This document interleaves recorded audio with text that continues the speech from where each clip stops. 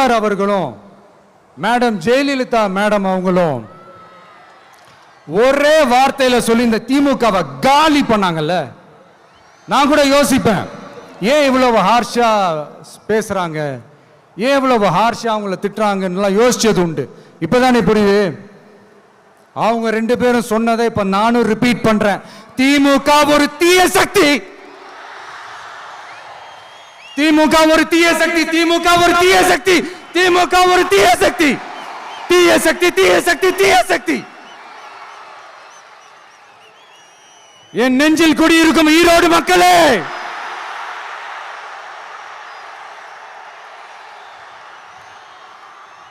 TVK ஒரு தூய சக்தி. எப்படி? டிவிகே ஒரு தூய சக்தி.